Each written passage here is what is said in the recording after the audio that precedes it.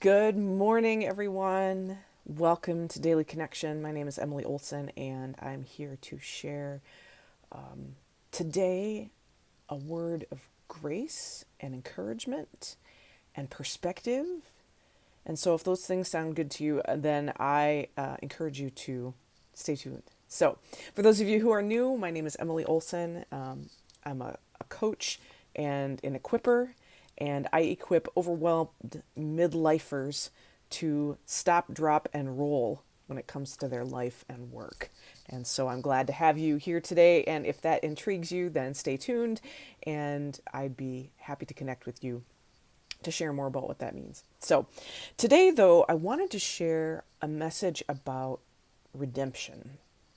And if you followed me on any social media platform for any period of time, you know that I'm a Christian. My husband is a pastor. And I wanted to share this today because I have a feeling there are a lot of people, whether you're a Christian or not, who have pieces of their story, pieces of their past that they would like to forget or have not happened. I think everybody can raise their hand on that one. Doesn't matter what it is, but I think we all have those things in our story that we would like for not to be there. And so I wanted to talk to you today about the idea of redemption. I had a situation recently where there was a piece of my story that I had wished was not a part of my story actually become a part of the redemption story of someone else, someone pretty close to me. And it was amazing when this friend of mine shared about this situation in their life. And I literally read the text message that was sent kind of at the end of what this person had been dealing with.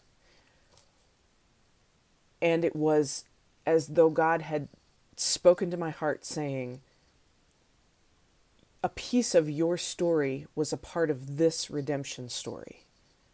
And that is how I am making that piece of your life good again.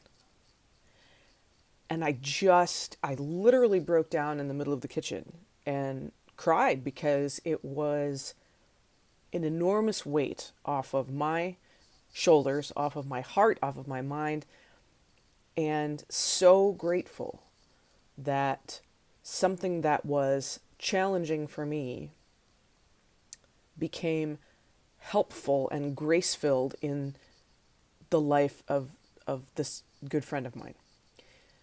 So I wanted to share with you today, I hope that even as I told that story, that you have been able to bring up something in your life that you wish wasn't a part of your story.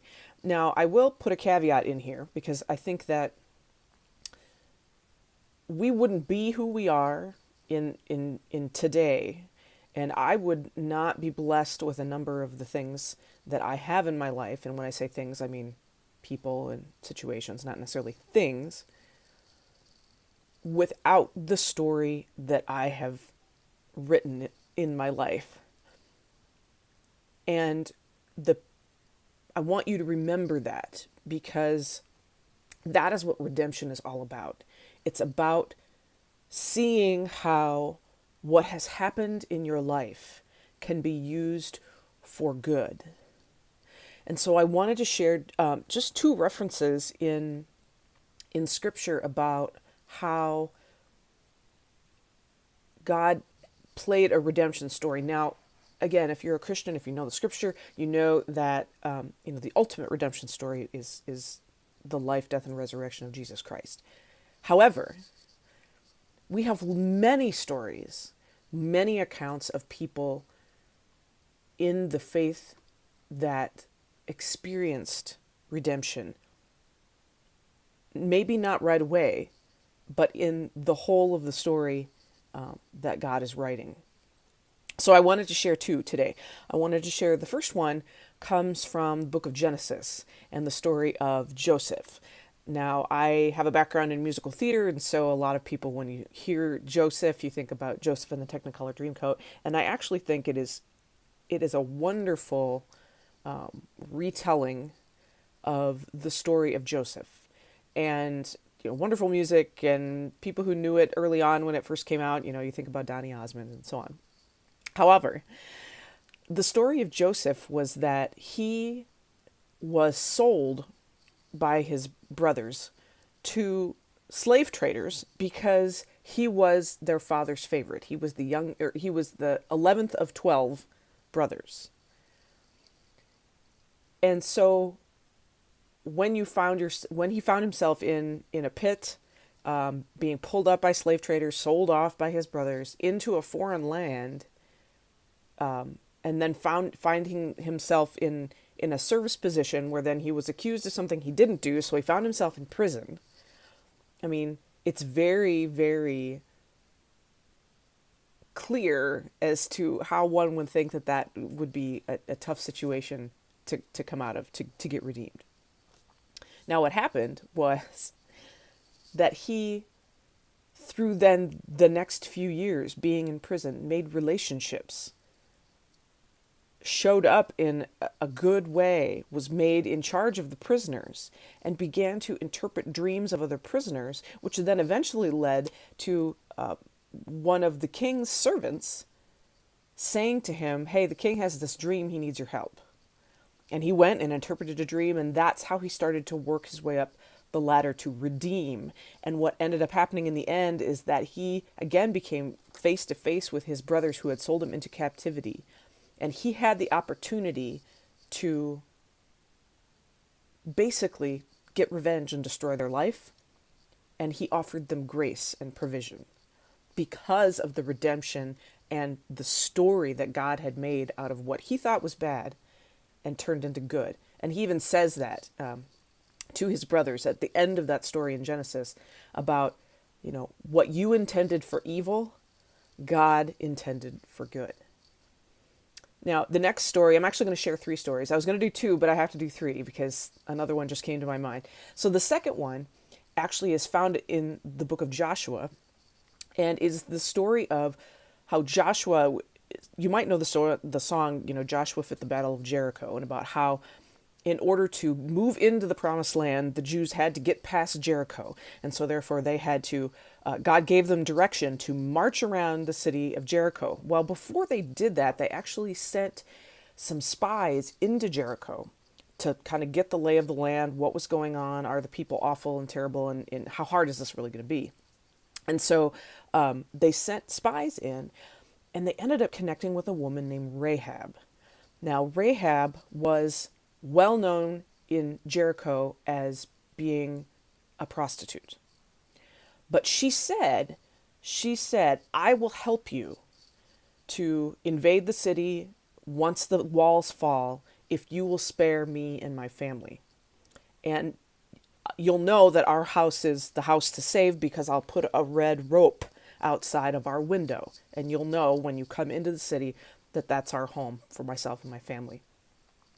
And so Joshua and his army and all of the Jews marched around Jericho 7 times on the very last day, blew the trumpets, and the walls came down, and they went in and conquered the city.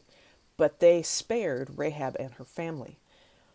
Now what happened was Rahab eventually became the mother of Boaz, and Boaz married Ruth. That's a whole other story, another wonderful redemption story. And fathered Obed. And Obed was the father of Jesse, and Jesse was the father of King David. King David, author of many of the Psalms, one of the greatest kings in the history of the Jewish people. And it is out of that lineage that Jesus came. And so Rahab saw immediate redemption in the fact that they saved her family. But God's greater plan for that was that through her family comes Jesus Christ. And then the last one that just came to me a little bit ago is the story of Paul, because Paul has a lot of similarities to what happened with Joseph. Although his story started out very differently. He was originally Saul, and he was enemy number 1 of the early Christian church. and, you know, murdered Christians and called them out and called searches and persecuted them in all sorts of ways until he had his own conversion experience with the risen Jesus, and then became Paul and became the way that the gospel message went to the rest of the world, not just the Jewish people in that part of the world, but to the rest of the world. And so he talks about, in one of his letters, he talks about how, God has redeemed his terrible past. He was an upright Jew, he was zealous, and then he was zealous in persecuting the early church. And so God has redeemed that through the magnitude of his ministry, which is the beginning of how what we know today as the capital C church, the larger church, not church as in like the church down the street from you, although that's part of it, that message of grace. So I want to encourage you today, take a few minutes and think about what is a piece of your past that you can reflect on and see that God has truly brought to redemption. And then be honest and say, Lord, there are other places where I want to be able to say that you've redeemed this. Help me to give that over to you so that you can redeem that in a positive way. So I'm so glad that you joined us today for Daily Connection. I hope, regardless of your faith background, that this speaks good news to you. That God intends to redeem our life, not just in the eternal way that Christians are redeemed, but our story to be redeemed for good. Those things that were meant for evil, those things that were challenging, those things that were really hard in your life, or maybe you're going through that time right now, they will be redeemed in some way, through some connection. He might use you in someone's life. And the other piece of it is that we may not see that redemption. It may play a part down the road in other generations. But trust that He is there in the midst of that with you to help redeem your story for good. I just want to take a deep breath after that. So thank you guys so much for joining me today on Daily Connection. Please feel free to follow me here on YouTube. That's my primary channel, so please make sure that you subscribe here on YouTube. But I'm also available on other social media platforms, Instagram, Facebook, and LinkedIn.